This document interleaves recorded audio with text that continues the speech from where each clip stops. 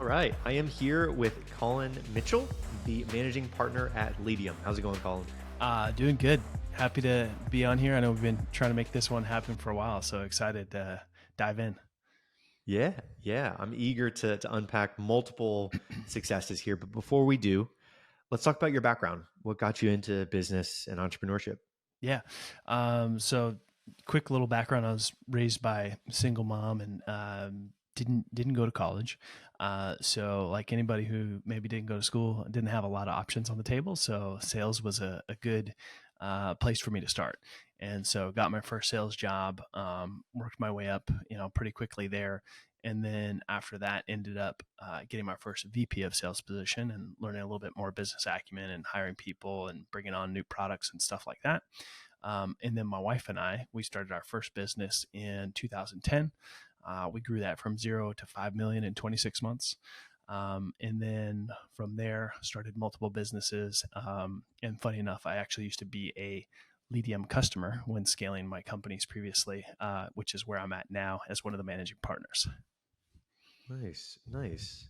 Yeah, I've always been curious about schools not teaching sales because it's Yeah. it's easily one of the most important skills just in life in general, like not even in business, just being able to talk about yourself, and navigate every day.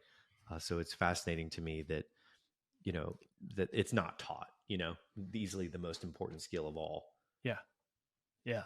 I Yeah. think that, Yeah. and the interesting thing is like, there's, there's different schools of thought around how to, how sales should be done. Right. So, Mhm. and a lot of people, I think early on tend to pick up bad habits or learn things incorrectly. Right. I mean, ultimately nobody likes to be sold to.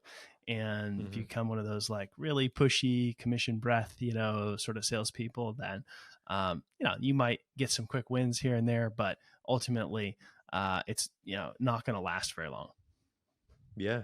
Yeah. And similar to like engineering, the way that it teaches you to think, where you're asking questions, you're inquiring about a problem that someone is having, and you're just trying to learn more about that problem and figuring out how to address it. It's just similarly a new way of thinking, like a new train of thought. So let's talk about that. You scaled, I think you said, from 0 to 5 million in 26 months, which is a pretty breakneck speed to get to 5 million. Was that the first exit, or let's talk about the kind of chronological order of Yeah, these yeah. exits? So funny enough, no, actually, we still own that business today. Oh, cool. Very much not as involved. So we have a team that pretty much runs everything, and I have some occasional things that come up here and there. But for the most part, that business doesn't do as much as we used to. Like it's a business that got hit fairly hard with COVID, and revenue sort of suffered because of that. We did have to lay off about half of our sales staff, and now it's kind of steadily getting back up there. But still, that business does about 2.5 million today, with very little involvement from me or my wife. But the first business that I exited from was actually a business that I started out of necessity. So part of the rapid growth that we had in that business was just really good key sales hires. My wife came from a recruitment background, and so we were able to hire really quickly, have a good training program in place, and most of that business was done via cold outreach over the phone. And so with that being said, we obviously heavily relied on our phone system, and voice over IP technology wasn't like super new, but there was not a lot of players or options that you could choose from for really well functioning phone system that integrated into Salesforce and had a lot of capabilities. And we struggled with a lot of the different vendors that we used. So I think in a 2-year period, we probably switched the phone system that we used maybe 5 times, and then ended up actually going back to one of the original ones that we used because it was kind of the best of all of the options, but still not great. And there was a neighbor in our office building who was more of a tech type of guy, and was kind of complaining to him about these problems that we have because a lot of our sales reps our office was in California, but a lot of our clients were on the East Coast. So they would come into the office super early so they could get a head start on calling sort of, accounts on the East Coast. And, to come into the office at 5 a.m. and basically the phone system not be functional. You could imagine, salespeople who that's how they make their money. Not too happy. So after dealing with that many, many times, I was frustrated and, speaking to him about it. And he's like, I think I have a solution. We can, I can put up this virtual server and install this software and, all of this sort of things. And I'm like, look, I'll try anything. And it worked. It was 10 times better than anything we had used previously. We were able to build like some customizations on that were specific to our needs. And then we started to kind of think, well, hey, if we're having these types of problems, I'm sure there's lots of other companies that are having this same problem. And then that's when we started our next business, which was Monster VoIP. And so we were a full unified communications platform, mainly serving small, medium-sized businesses, with a mobile app, texting platform, CRM integration, call center functionality. Scaled that to over 5,000 users or accounts rather, and then ended up selling that business. Nice, nice. I love that it's the true textbook. I have a problem in Yeah, my current company. Spin it out and create a successful business out of yeah, that as well. I mean, those are so many legendary stories, right? Of finding a problem while you're operating, and then that becomes the the big business. yeah, yeah. And it kind of worked perfectly for me because I tend to get bored fairly easily, right? So I'm always kind of looking for like what's the next thing, and that might just be like the entrepreneur spirit, and that was a tough business. I'm not gonna lie, like it's a super competitive space. And I was happy to get out of it. I'll say Yeah, that. yeah, yeah.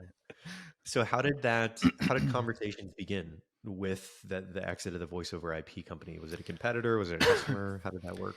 Yeah, so there was lots of acquisitions in that space. Lots of like managed service providers buying voice over IP platforms, and office equipment dealers buying MSPs, and other voice over IP providers buying voice over IP providers. So lots of acquisitions in that space during that time, and always kind of kept a pretty decent network with people that were in the space. So even though they were competitors, we'd share ideas with each other, whatever, and pretty friendly for the most part. And so after a few people kind of asking, I'm like, no, not interested. And I kind of had like a certain revenue that I wanted to get to before I wanted to entertain anything. um, you know, then I started to be a little bit more open to the idea. I actually ended up listing it on a platform like a marketplace platform. Just was like, I'll kind of see what sort of offers come out there. Like you never know. Kind of listed it probably for more than what I was really willing to take. Seeing just hey, see if I get any bites, and didn't get a ton of bites. But one of the people actually saw the listing that had asked me previously, and said like, "Hey, I saw the listing." So after that, I had that conversation, and then ended up reapproaching. Kind of, I think I had a total of like 5 people that had asked me in the past, like, "Hey, if you're ever interested in selling, let me know." Reach out to all of them.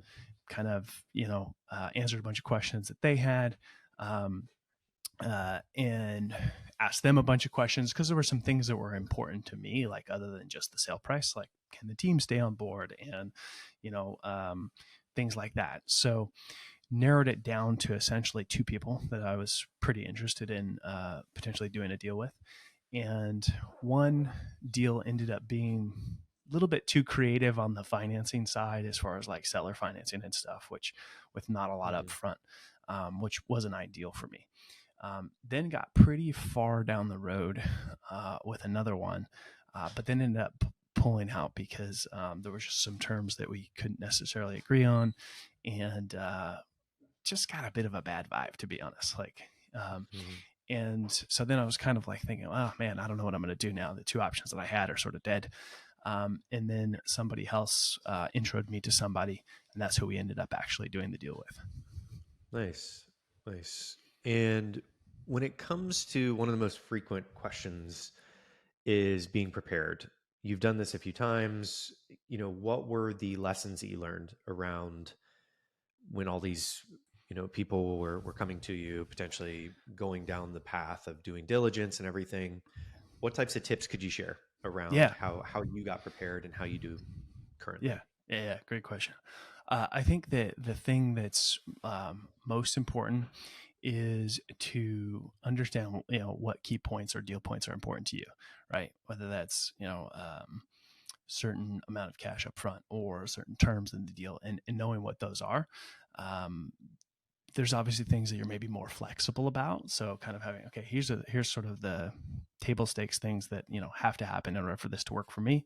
And then here's some other things that are kind of nice to haves, that maybe there's some wiggle room or flexibility on. So I think going into it with that, and the thing is that could change, right? You may not know what all those are until you have some of those initial conversations, and then you may be able to, sort of refine that list based on having some of those initial conversations. But at least having a good starting off point is a good place to start. Hmm. Got it. And you know, I think timing is a tricky one, but when it comes to the timeline, like you'd mentioned 0 to 5 million in almost 2.5 years ish on the first business, but why was it the right time for you guys with the voice over IP company specifically? Yeah, the market started to change a bit. Like, it was kind of a race to zero with pricing, much Hmm. more competition, and I think more than that though, because I'm not scared of good competition. Um, it was just for me, I was a little burnt out with the business. Like I feel Hmm. like I've taken it as far as I can or as far as I want to.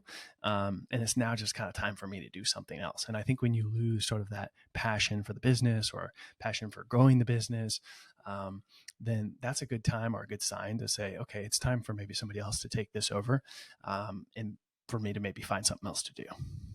Yeah, yeah. And I think it's so fascinating to me, and probably for everybody listening, over the years talking to other entrepreneurs who have exited businesses, it's very personal. Like a lot of people think that it's just straight numbers, looking at the P&L, profit, loss, all that jazz, but ultimately these are humans on both sides, and people are in different chapters of their life. If they're having kids, one co-founder's having kids, the other's like getting ready to retire.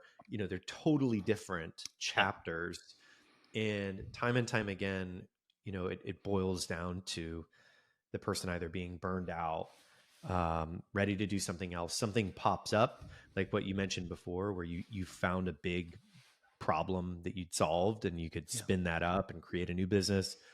And I think that's just almost a characteristic from 0 to 1 of the people that it takes, is you're going to be moving on to the next thing. It's just part of who who we are. And I think it's so interesting that that's consistent across everybody, is that it's just on to the Yeah. next thing. I'm tired, on to the next. Yeah, and I think, I've talked to several people and entrepreneurs that have had exits as well, and I think that most of them know what they're doing next when they decide to exit. Right? It's not like, Yeah. hey, I'm going to exit, and then maybe some decide like, hey, I'm going to take some time off. Like it's been a long, hard run, um, but they usually, for the most part, have an idea of what's next, and Mm. and even more to the point, sometimes there starts to be like some opportunity cost, like, hey, I have this new thing that I want to focus on, or this new opportunity that I want to pursue, and continuing to manage this business is interfering with whatever it is that they want to do next. Yeah.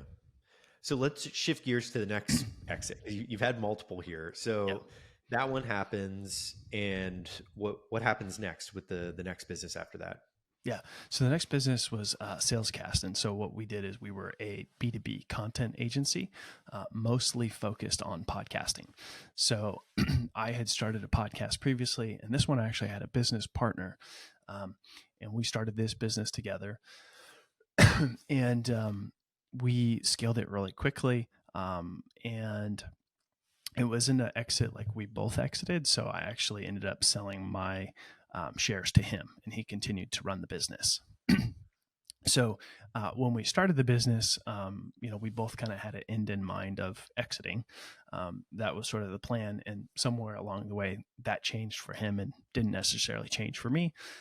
So at the point where I felt we would have naturally sold the business, he decided he wanted to continue on. So then we created a buyout where he was able to continue the business and buy out my shares. Nice.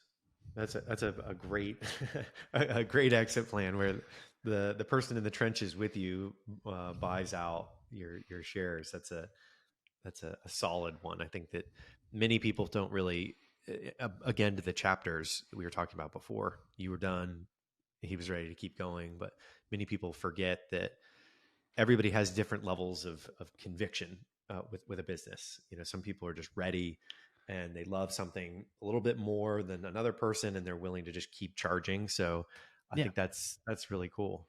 And I think sometimes things change, and especially with partners, now you're dealing with like two different opinions on what to do or what not to do or how to run the Yeah. business or um, and I think that's totally okay, and we were able to uh, create an arrangement that worked out for both of us, and he was able to he continued to run the business in the way that he wanted to, and I was able to kind of move on to the next thing.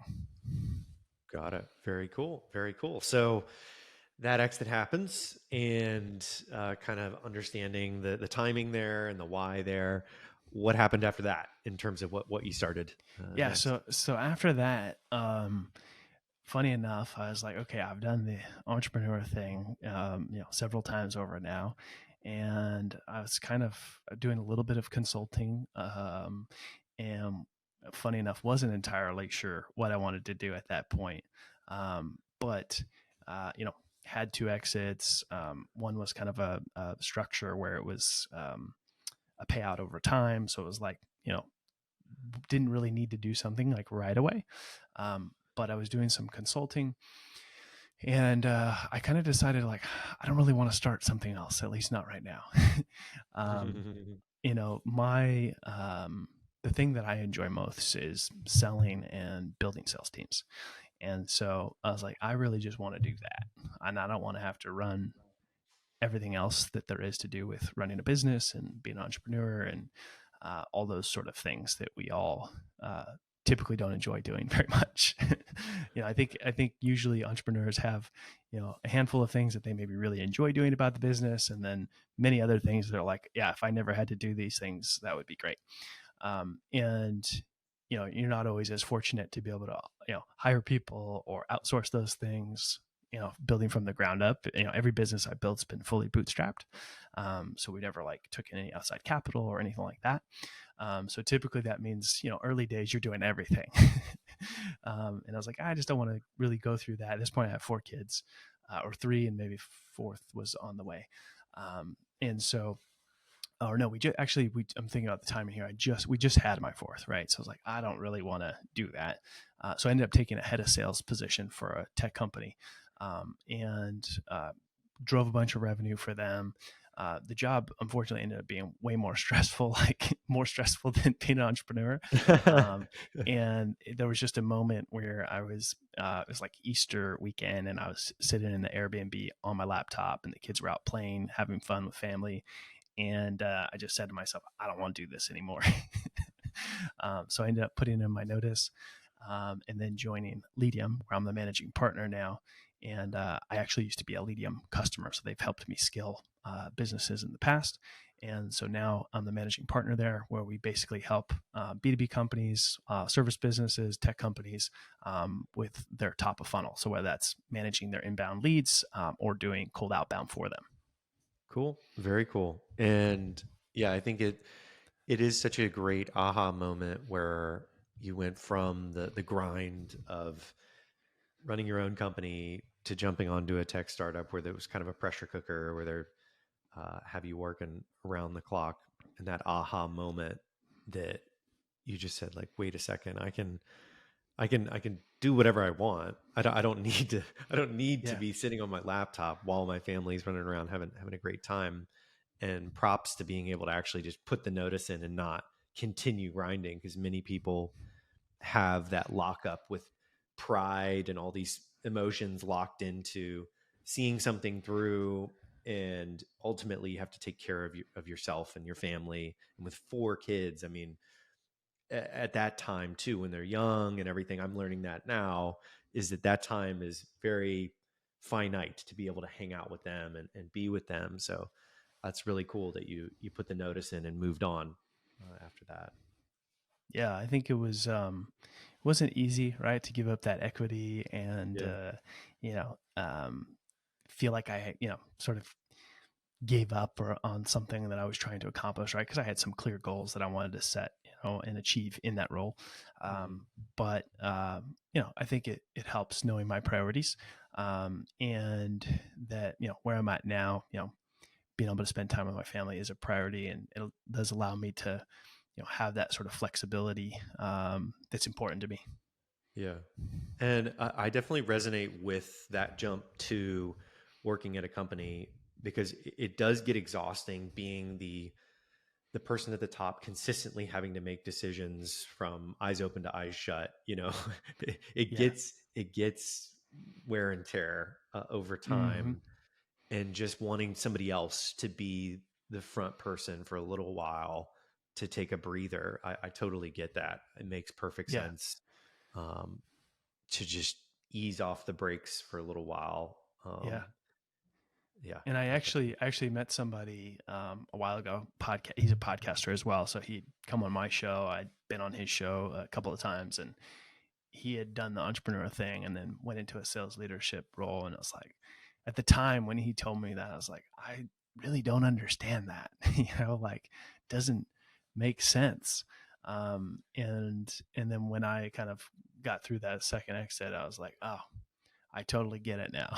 Yeah, you know, yeah. Even just because it's lonely, often, as many know, being an entrepreneur and jumping onto a team, like a full-fledged team, can be a good mindset boost for Yep. sure. So, shifting to the finale question, knowing what you know now, what would you tell Colin 10 years ago? 10 years ago. I think the thing that I would tell myself is probably to practice more patience, because I'm just like a go, go, go, blow through walls at any cost type of guy. And, we mostly talked about the good parts of entrepreneurship today, Mm-hmm. right? But we didn't talk much about like lots of the mistakes and falling on my face and things that I had to learn the hard way because I'm kind of stubborn. And they were all because I wanted to go harder, go faster, right? Mm-hmm. And sometimes I think, being patient and taking a step back can actually serve you better. Mm. Well said. Well said. So I guess that's a great transition into what you're doing now. So what is Leadium, and what is it, all about with your role there? And, what can you tell us about it? Yeah, yeah. So as a managing partner, I'm kind of responsible for all things sales, and also do work directly with our sales team and our SDR team as well. So we're sort of a sales agency. So we have US based SDRs that do client work for our clients, right? So whether that's managing their inbound lead flow and qualifying those and getting them scheduled and doing that sort of stuff, to full cold outbound, multi-channel outbound, reaching out to folks. A lot of times we're working with smaller companies, helping them build their entire go-to-market outbound motion, or in some cases more established companies that are maybe launching a new product, maybe launching into a new market, or are also just looking to kind of have sort of that always on top of funnel, in comparison to sort of the in-house team. So it's not always like, do we outsource this function or not? Most cases we're running in parallel with the in-house team. Got it. Very cool. And where can people learn more? Yeah. So, number one, it takes a lot of work to put on a good quality podcast like this. So the best way you can show Steve your gratitude is to write a review for the show on whatever platform you're listening to. Share the show with your friends or anybody you think that can benefit from it. And then if you just absolutely love podcasts, we have a almost daily show called Sales Transformation. That's where you can pretty much learn anything about me, as well as Leadium. Right on. Very cool. Well, those are all the questions that I have. Wherever you guys are listening on iTunes or Spotify, the links that Collin mentioned will be in the show notes. But thanks so much for coming on and sharing your story. Awesome. Thanks for having me.